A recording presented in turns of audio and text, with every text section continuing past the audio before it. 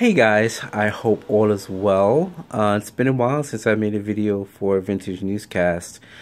I would like to apologize beforehand for the sound you hear in the background. For whatever reason today, my computer fan decides it wants to be a little noisy today, so apologize for that. So I wanted to share with you a conversation I had with someone on one of these music streaming boards on the web.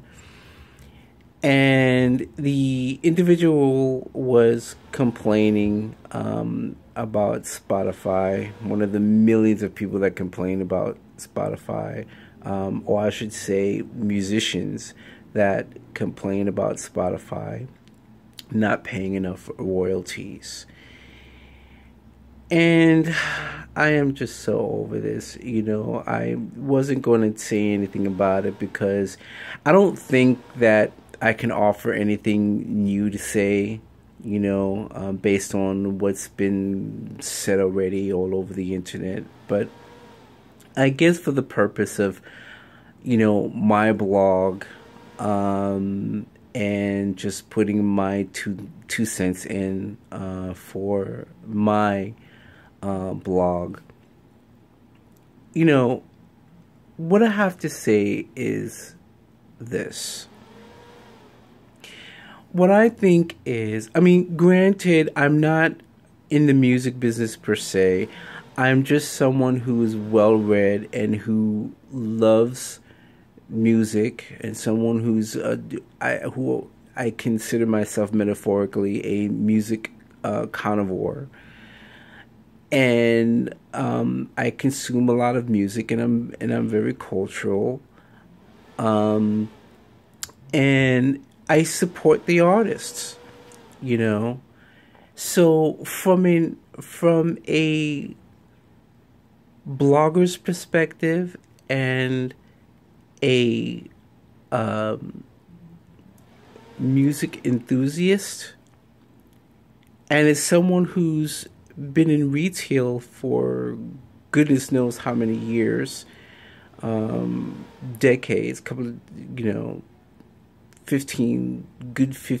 years of retail experience, I relate this issue, the payment of royalties issues to retail, in that someone who's, let's say, I don't know, a music store who sells CDs, just about every huge retailer, regardless of what it is, whether it's clothing, whether it's, supermarket chain or whatever. The bigger companies, when you're looking for product to sell, you're not going to purchase goods, single product goods. You're not going to do that. You're going to purchase your products in bulk so that you can give your customers a better deal. It's the exact same thing with Spotify. It is no different. Meaning that because Spotify is extremely popular and it has over 150 million active users, over 50 plus million paid subscribers, right? So because they have that many users, they have more leverage to go to these record labels and say, look, we have over 150 million users. We have the right to ask for a better deal because, or a wholesale deal because we have X amount of users. Logically, common sense, you can't expect a business like Spotify, who also offers freemium, to pay the exact same rate, because the freemium is 100% ad driven.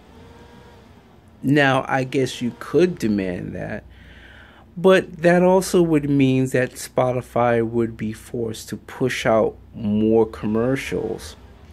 And the reality is, there aren't too many people who would sit there and listen to 10 minutes or even 5 minutes worth of commercial ads. You'd be risking those freemium members to go to either YouTube or to start torrenting, because the ads would just be too much. So of course there has to be a two-tier system. What royalties are going to pay from their subscribers, actual subscribers, and what they're willing to pay for their free users. You can't expect it to be the same. It's just the way that it is. And I also think it's kind of like, in the 80s, when computers really started to become the way of life, and a lot of people, unfortunately, along with that, a lot of people were losing their jobs, and there was a lot of fear out there, and computers was taking our jobs, and yada yada yada. But the reality was that there were a lot of old timers who were just scared of learning something new. While computers took away a lot of jobs, it also created a lot of new ones, and they needed people with those skills to to work in those fields, and people were just too scared of computers, or I should say scared of change. So I see artists, new artists in particular, along those same lines. Music has changed. The way we consume music has changed. So I think a lot of new artists come into the music business thinking that they're going to make all this money because, they believe their music is that good, and they're going to, make all this money. But, you're not selling physical CDs anymore. You can't possibly think, common sense, you can't possibly think that you're going to make the same amount of money that labels once made when they were selling CDs. I mean, the economy just isn't there, and the way our culture is now, we're just not going to go out and buy CDs, and unless it's like, an old school artist, and, for nostalgic purposes, you'd spend that money and buy that CD, or you'll buy that album because, there's emotional connection to, that artist, because you're a fan. But in terms of, new artists, people are not going to do it. They're more than likely to stream it. It has to be a very unique circumstance that someone would actually go out and buy a CD, and usually it's because it's a band that is not available on streaming, or one of those obscure bands that just you can't just find in a local store, and you would buy the CD online. But back from that, the old culture, the old ways is just not happening anymore. And he made reference to another site. I forgot what the name of the site was. It was a site where independent artists sold their CDs for like $5. And for him, it was incredibly reasonable. And for intensive purposes, yes, $5 is a very good, fair price. But let's say, hypothetically speaking, let's just say that there were a lot of artists that, a visitor really likes. Let's say, 4 artists, you know, 4 different albums they're interested in. That's $20 that person may or may not have, or it's hard to get. So even $20 at one shot is a lot of money for people. So you really have to keep that in mind, that, not only the way we consume music has changed, the economy, it's still not the same as it was. I don't care what anybody says, jobs getting better, blah, blah, blah, blah. The cost of living is still high, and people just don't have that kind of money to spend on CDs anymore. And, I know that many of you artists feel that your work is really good and it's worth the money. I don't think that's even applicable anymore. I don't think that's relevant anymore. The economy is just not the way that it was, and the mentality now is that we're just, unless it's an extreme situation, unusual situation, we're just not going to buy. Most of us is just not going to buy, CDs anymore, or vinyls. It would have to be a special situation. This is our culture now, and I really hope that many artists would start to recognize that.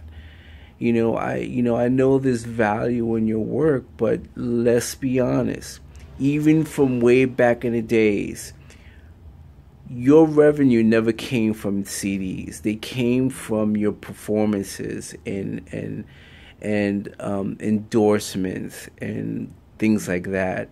Records were really nothing more, nothing less than a promotional tool, and that's how it's been used, and it's still being used that way with the event of YouTube.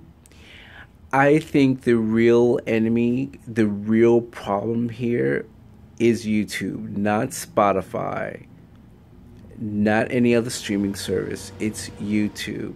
YouTube, who boasts the fact that they are under a different category, and technically they are.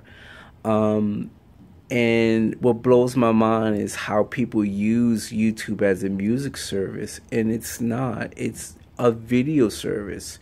Even though you try to use it as a music service because it's free, and that's really what it boils down to. It's free.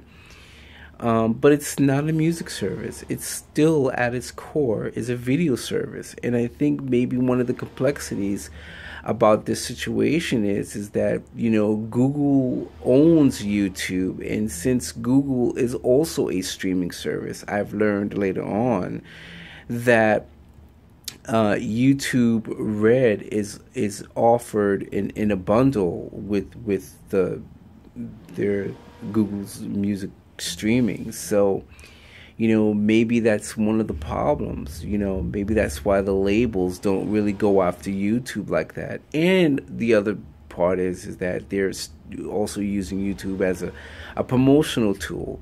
So stop bullying Spotify. They're not the problem. YouTube has more streamers and more users than any other streaming service on the planet, and they're not paying any royalties. Okay, they are paying revenue that come from ads. That's very different. That's not the same. Okay, and just in case you guys who you may not realize, revenue that comes from ads, they're just monies that are made from actual sales.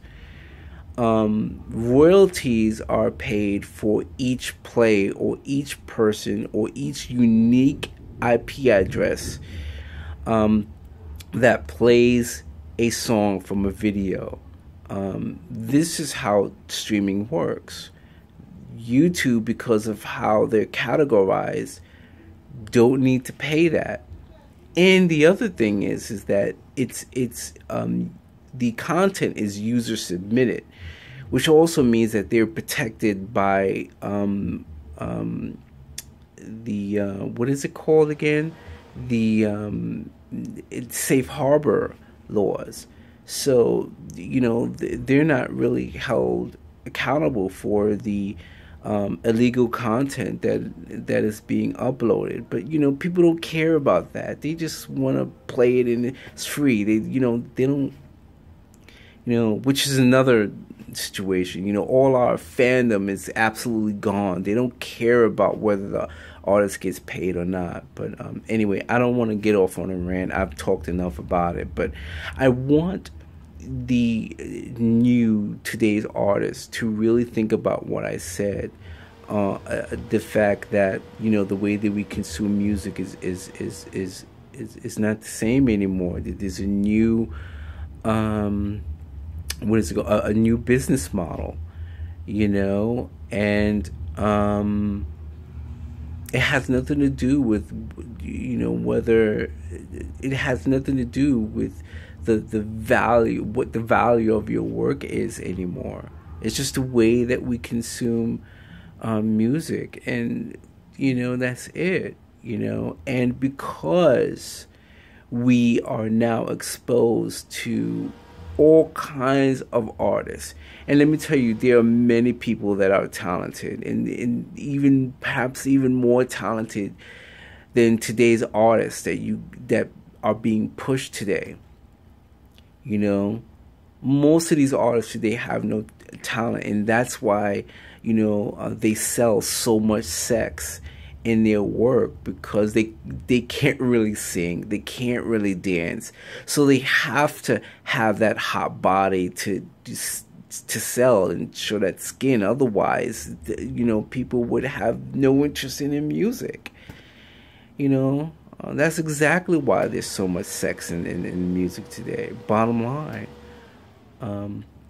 So again, because we're exposed to so many different music, you're just gonna have to try harder to really gain our attention, to get our plays, and that's the bottom line. And there's no question that if you try to work out some kind of solution with YouTube, to have them pay some sort of royalties, with YouTube, and hopefully deal with the illegal, monetizing. There's no doubt about it in my mind that there would be a significant boost in artist payouts. So that's my 2 cents. Thanks for watching. See you guys later. Bye.